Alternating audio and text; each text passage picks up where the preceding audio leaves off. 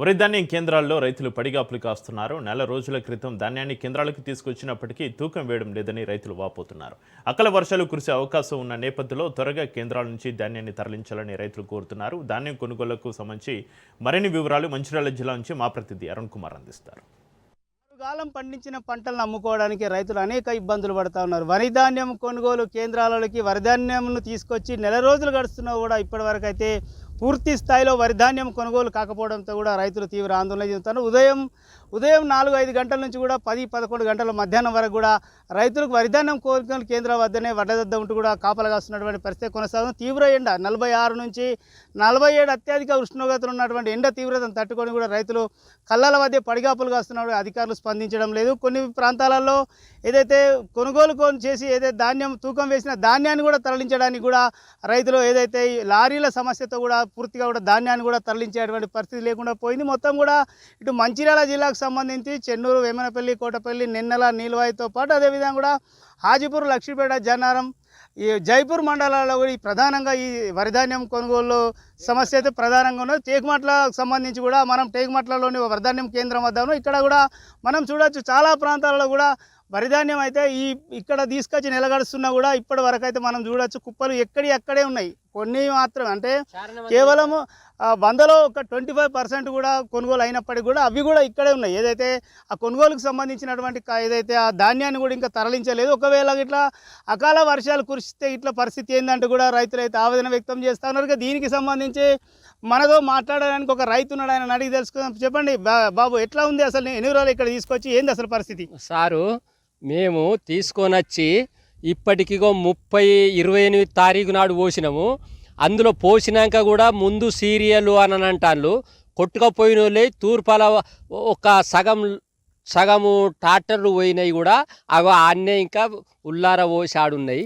ఇగో 28 తారీఖు నాడు నేను పోసిన ఏమైందే అని మా రమేష్ సార్ని అంటే లారీలు వస్తలేవు. లారీలు వస్తే వాళ్ళకు 4-5 దొడ్డికి పెడుతుంది ఎండలకు అంటాను. మా ఏరియాలో మాత్రం వడ్ల పంట జోరుగా ఉంటుంది సారు. అయితే వాస్తవంగా ఒక కొన్ని జాగాలో కొంటా ఉన్నారు కదా, ఎంత తూకం వేస్తున్నారు? బస్తాకి ఎన్ని కిలోలు ఎక్కువ తీసుకుంటున్నారు?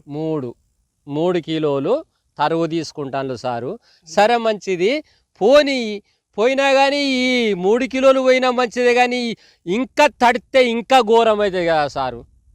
అందుకే ఎల్లగొట్టే ప్రయత్నం చేస్తే దండం పెడతామని మేము రైతులం కోరుకుంటున్నాం సారు. లారీకి సంబంధించి కూడా లారీలో కూడా ఒక బస్తాకి 3 నుంచి 5 రూపాయలు తీసుకుంటానని అంటున్నారు. నిజంగా అట్లా జరుగుతుందా? మరి లారీ విశేషం నాకు తెలియదు సారు. ఇక తెలిసిందా విశేషం అయితే ఈ తూకం మాత్రము 43 కిలోల వరకు అనేది మాత్రము తెలుసు. సరే పోనీ, ఇంకా మిగతా ఏమైనా ఖర్చులు పెట్టుకుంటాం, కానీ ఇంకా ఖరాబ్ అయితే ఇదే అయిపోతుంది కదా.